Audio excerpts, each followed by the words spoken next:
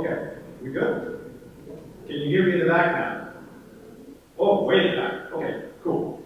First of all, thanks everybody for coming out, and thanks to our hosts and our wonderful organizers for getting everything set up.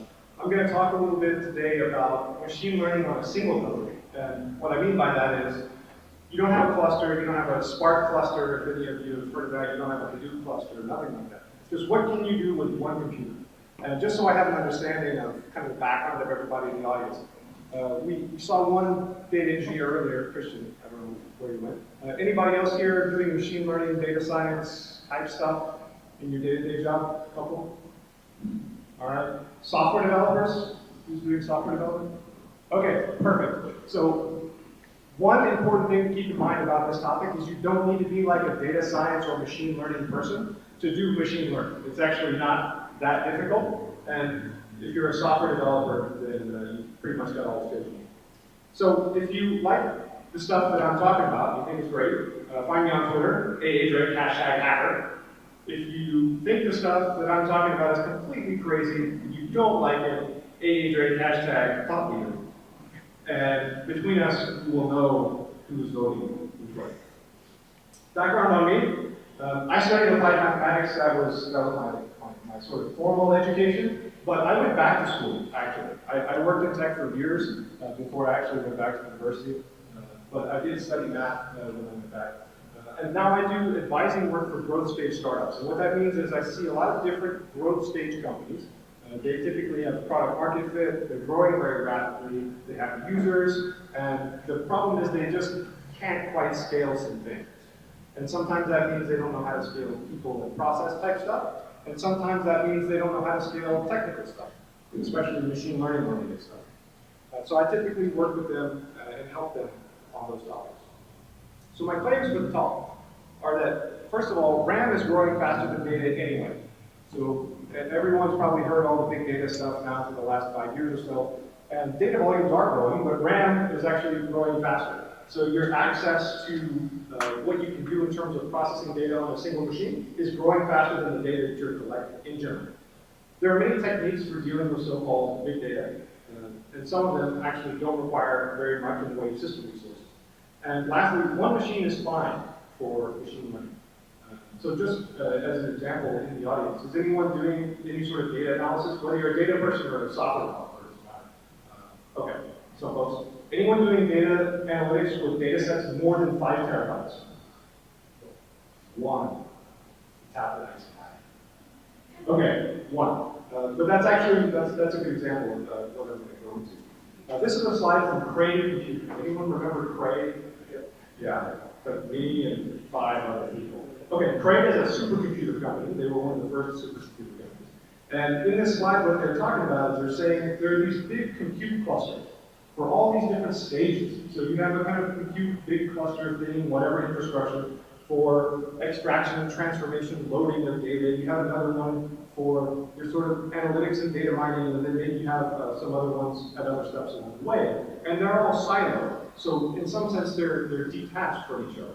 And this becomes a real problem in organizations that are growing very quickly, because you end up with systems that have different sets of data that don't really talk to each other very well. And the people who work on those systems also don't talk to each other, and that creates quite a few problems. So if you can minimize the amount of infrastructure you have, you also minimize the cost, which is great. But you have less maintenance, and it's easier for everyone to reason about the systems that they're working on. So let's say you have a big data set. Has anyone run into a problem where you're trying to do analytics or machine learning on a data set, but it's too big, too big. You don't have enough RAM for it. Okay, great. So step 0 in solving that problem is add more RAM. And I know that's like not the super cool horizontal scalability story that everybody wants to hear, but RAM is pretty cheap. And if you look at the rate of increase in how quickly the size of data set people are analyzing is going up, this graph's actually moving to the right year by year. So you can look at it, I don't think it's okay, perfect. So this is a cumulative distribution. And so when you get to about 80% of people, they're dealing with data sets that are right around 100 gigabytes size, which is not outside the realm of possibility for normal stuff. But you'll see that as the years go by, the data sets get a little bit bigger. And if you put that on a log plot, what you'll find is that the data set size increases about 20% per year. So if you're doing analysis on 100 gigabytes this year, you're going to do analysis on 120 gigabytes. 20% year-on-year increase. Now, contrast that with the RAM increase rate. This is for Amazon for EC2 instances, but it's a general concept. The size of the available RAM is going up by more like 50% or 100% per year. So if your data set size increasing by 20%, your RAM is going up by 100%, you don't really need a big cluster. You can just buy a machine with more RAM sometimes. And just, now that a lot of it might be important to know, the current large motherboards from Thailand can support 12.3 terabytes of RAM. Does anyone have 12.3 terabytes of machine learning data? Like actual data for machine learning, not just data, but data they're using for model. Tablet guy? So? Okay. So you can get a big server, it'll get cheap. Well, not cheap. Okay. If you can't add more RAM for some reason, what you can do is you can sample the data. So you have a really big data set, maybe you don't need to analyze all the data. And this was the problem people started running into about 2008, 9, 10-ish, where we had this big data hype thing, and people wanted to do machine learning on these large data sets, and they completely forgot like 300 years of mathematics. And instead of just sampling and doing some reasonable statistics on this data, they said, well, we're just gonna analyze all of it. Our sample size is our data set, and then magic will happen. Well, you can still sample your data set. It still works really well. And one example is in online advertising. I don't know if any of you work in online advertising, but typically you have something called a click-through rate. So how many people have to see an ad before somebody clicks? And the answer is a lot. It ends up being about 20 clicks for every 10,000 views. That's kind of a so-so click-through rate in the advertising. And what that means is you can pretty much just drop 90% of your data before you start training your machine learning model, and you'll be fine. It won't be any big deal. And this is a point of contention people often have when I talk about this topic. So any point of contention here about why I can't drop a large portion of my data in a biased sample? No? Wow, nice audience. One. Ruins my p-value. I'm not worried about my p-value. Sorry? Oh, that's okay. I don't need to let That's fine. No problem. So what if sampling doesn't work? Okay, fine. So we can't add more RAM, and for some reason we can't do sampling. So we still need to have access to our whole data set and use it for our machine learning problem. Okay, well, let's just change our perspective a little. And instead of considering this whole big data set as one thing, let's kind of pretend it's a stream of data. And we're just looking at one record or a batch of records at one time. So we'll reformulate this problem a little bit. And what we need to do is we need a data source that we can turn into a stream. We need something that allows us to do stateless feature extraction. And for the non-data folks in the room, when you're training a machine learning model, you need to supply it with features that it can use to learn. And when you extract these features from your data set, one way that you can do it is in a way that doesn't depend on any features that came before or that will come afterwards.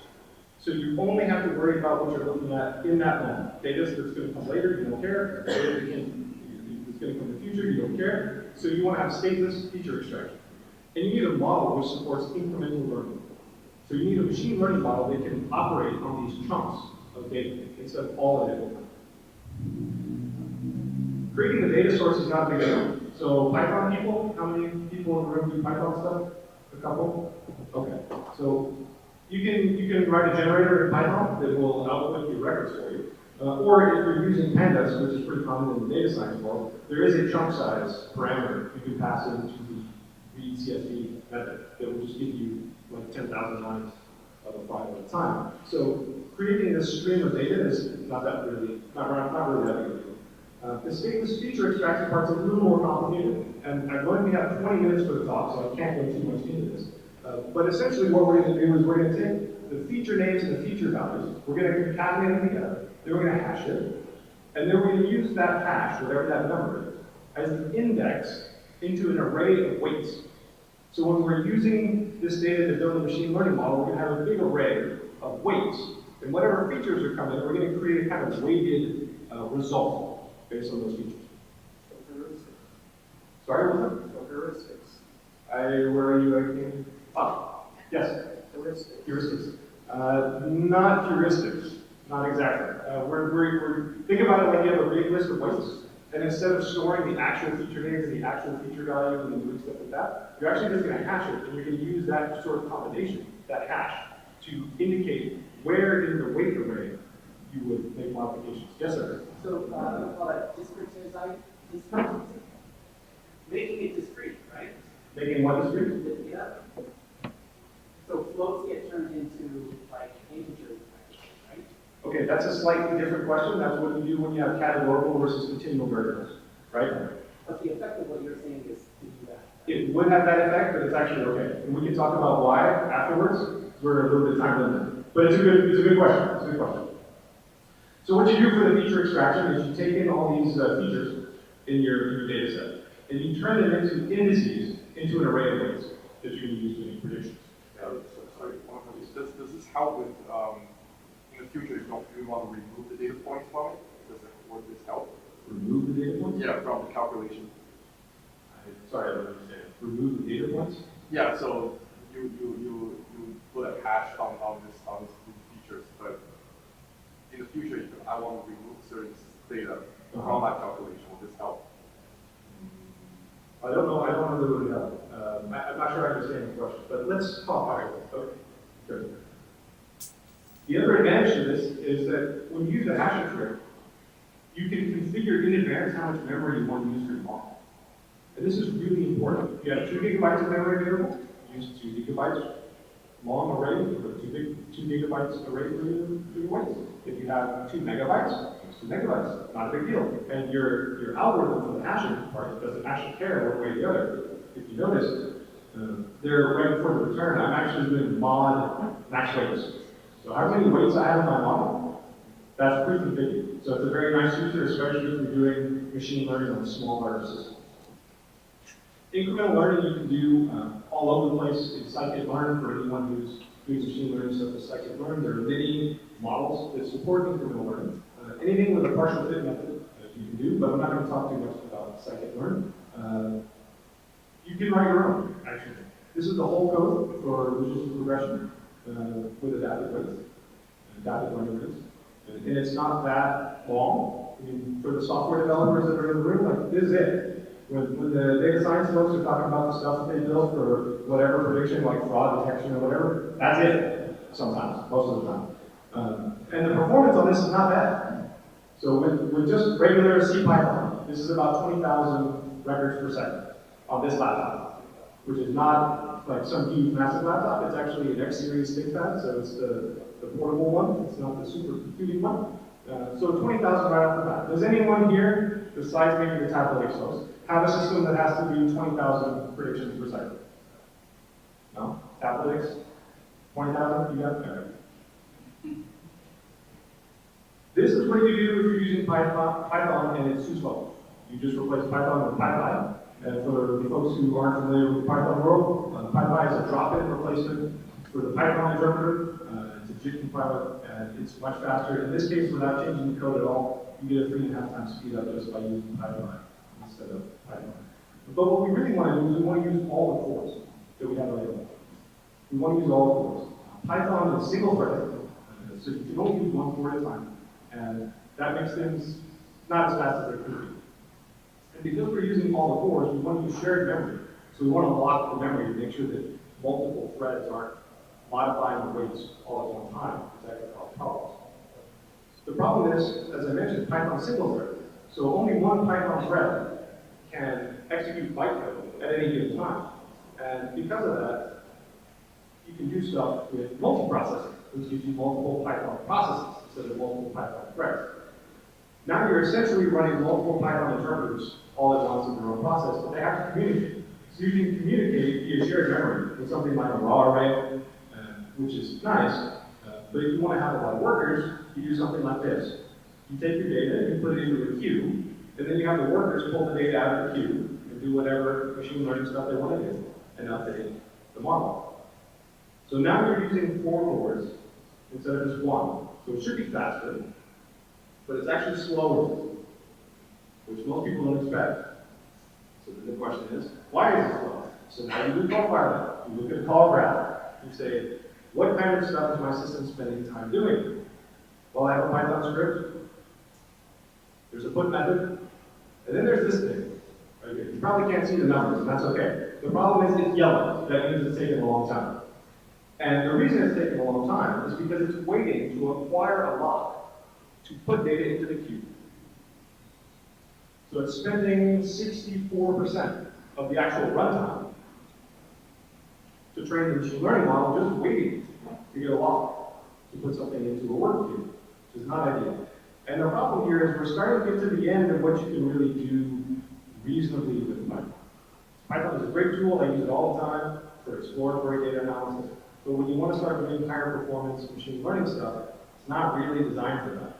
So there are things you could do beyond this. You could look at lock-free queues in Cyclone or build your own extension module or something for Python, but we're starting to like have a square peg in a round hole situation. So we'll rewrite this in Go, which is actually pretty much the same as Python. So if you look at the Go version, this is the exact same output. This is the Go version. This is the Python version. Pretty much the only difference is the braces. So if you don't like braces, sorry about that. But that's about it. Still a single thread, actually, in Go, unless you use function cores. But you get a big speed up, actually. So now you're up to 186,000 records per second, just from going from Python to Go, which is nice. But we can do better, because in Go, we can easily use all the cores on the machine. So instead of having one worker running in one core, we'll have 5 workers, and they'll run across all the cores of their own machine. Okay, now we're getting somewhere. 253,000 requests per second over 20. So we've got an order of magnitude increase. Now, if we consider stochastic gradient descent, which we're using here, if you don't understand this math, that's fine. It's not a big deal. The problem that's an issue is this area down here where we're updating the weights. And because we have multiple threads that may touch this memory all at once, we're locking this section of memory before we make modifications, just to keep it consistent, because we want it to be thread safe, right? So all the developers in the room, have you heard about thread safe stuff before? Somehow? Yes, okay. So we're being good developers, and we're doing everything very thread safe, very thread safe. But it's not that efficient, right? Because you still have to wait for locks. So how do you make that better? Well, you can do round robin for your locks. So instead of trying to acquire a lock, you can allocate locks in a round robin fashion. So that's actually technically better. There are some papers on this. It's a bit faster, but it's kind of a pain. So you have to do orchestration, it's not great. But then you can ask yourself, like, what if we just ditch the locks, actually?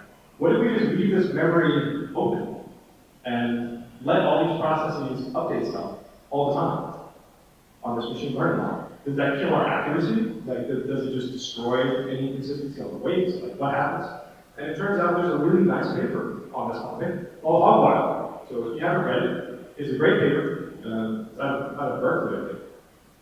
And it goes into a lot of detail on the analysis of how you can do stochastic gradient descent in a parallel way with no locks and what happens. And the short version is that the algorithm actually gets better. So your accuracy actually improves if you don't use locks. The reason is that your model becomes a little more generalizable. The kind of conflicts that you might prevent if you have locking actually serve to make your model a little bit more robust. It's kind of like injecting some noise into the system. It's way faster. So these are still the numbers on my laptop, by the way. I just reconfirmed these benchmarks like 2 days ago. And on my laptop, this same benchmark gets up to 360,000 requests per second. Analytics, you beating that? Why don't you run it on a laptop? You good, right? I should also note this 360,000 is without any further optimization. So if I were advising a company and I was helping them with scalability on this topic, this is using regular string concatenation, which everyone probably knows string concatenation varies in units. If I were doing this in production in a company, we'd be using raw bytes and doing it in that way in fashion. So this is not the limit of performance on my laptop. So for anyone who's thinking in the audience, oh, we have some data, it's not going to fit in RAM, we need a new cluster, we need a Spark cluster, we need some other kind of cluster, probably don't need a cluster. You might just need to rethink a little bit how you're analyzing data. And I'm happy to take questions.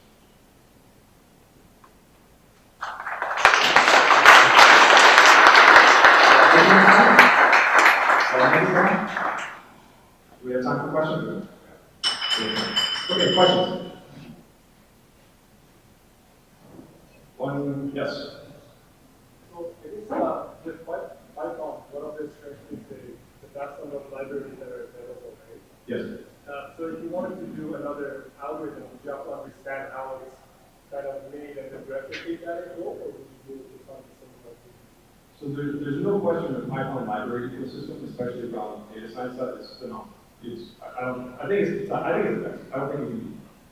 What I've found in my advising experience with companies, and to be fair, most of the advising work I do is about leadership and people in process. I don't get to have that much fun with the tech stuff anymore. But most of what I've seen is when you want to put these systems in production, and they have to process a lot of data very quickly, the Python libraries, usually that's more used for the prototyping stage. Once it starts to get big, you have different problems. And that's especially true if it's high frequency. So there's some people that will write stuff in Python, they'll put it out on a Spark cluster or something like that. It's a little bit different situation. So a lot of the systems I work on, they're really high performance, they have low latency requirements, they have to do 400,000 or whatever records per second.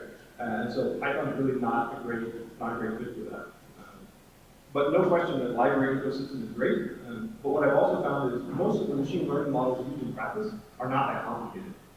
80% of the time or more, you're probably doing some kind of binary classification with logistic regression.